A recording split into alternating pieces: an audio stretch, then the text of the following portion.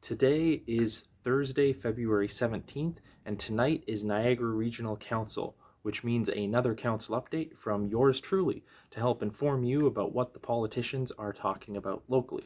So let's dive into the agenda. There's a couple of items for consideration. First up is an Integrity Commissioner report is coming back about a code of conduct complaint against Mayor Dave Bylsma. He is the mayor of West Lincoln. The recommendation is the report is for a 30-day suspension of pay. So we will see if council chooses to follow through on that recommendation. If you want details of that complaint and the findings, the reasons behind the findings, you can find them in the agenda linked down below in the description of this video. Also on the agenda are a couple of committee reports. There's a few committees that have met over the past month: the Procedural Bylaw Committee, the Public Health Committee, and the Corporate Services Committee, and we're going to dive into their minutes right now. So first up is the Procedural Bylaw Committee. They met on January 24th. And they have been working on a new code of conduct for the last little bit, and there's a few notes here that I want to make on that process. First is they are planning on having John Mascarin, the current Integrity Commissioner, come to their next meeting on February 28th to report about the new code of conduct and give his comments.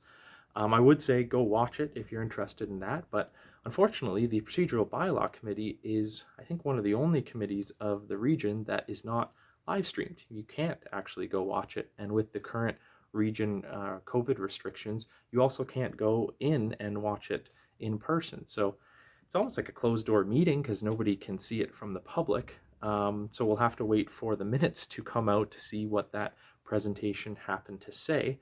But some other notes on the code of conduct, and this next one I really like. It was actually put forward as an amendment by Councillor Bob Gale, and it was for code of conduct complaints by a member of council against another member of council if that complaint is found to be frivolous or found to be with no merit, found that there was no contravention, then the complainant actually has to pay for the full cost of the investigation.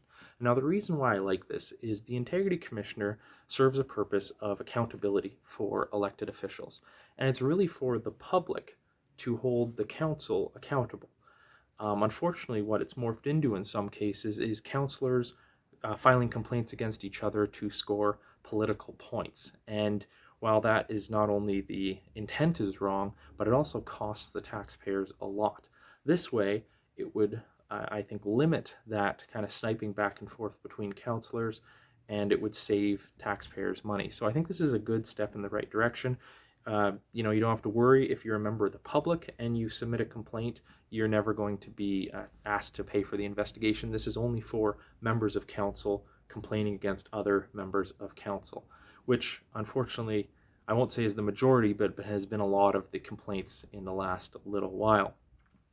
So another point that on the code of conduct is that they're looking at extending the Niagara Region's code of conduct not just to members of Niagara Regional Council, but also citizen appointees for the region's committee. And the reason why I think this is probably a good idea is when you sit on a subcommittee for the Niagara region as a citizen, you represent the Niagara region. You can say, I am a member of this regional committee.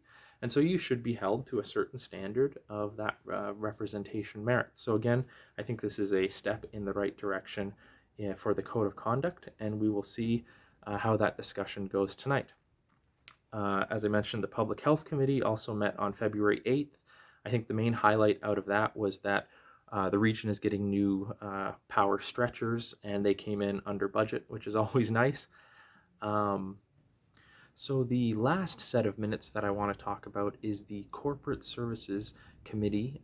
They met on February 9th, and I want to park here for a few minutes because they discussed the waste management fees and charges and some of the changes they're going to be making there. And this includes if you want to buy a new recycling bin, dump fees, that kind of things like that. And in my last video, I talked about the skyrocketing wastewater rates. Well, now it looks like waste management rates are following that trajectory. Some of these things are going up double. Things like if you want to get a backyard composter, if you want to get a new organic cart, They are going up almost double. Some of the dumping fees are increasing, and this is for things like concrete and asphalt, are going up more than 100%, if you can believe it. And the reason why this is, I'll say, problematic for a few reasons is this department, waste management department, has had surpluses in the millions for the last couple of years. And so if you're already have a surplus, I don't see why you have to increase user fees. You should try to be cutting down that surplus first before putting the fees onto residents. The second reason this is a bit problematic is this is part of the department that kind of had an overhaul a few years ago. If you remember, garbage pickup went down from once a week, it went down to once every other week. So we're already getting less service, and yet the costs for this have gone up more.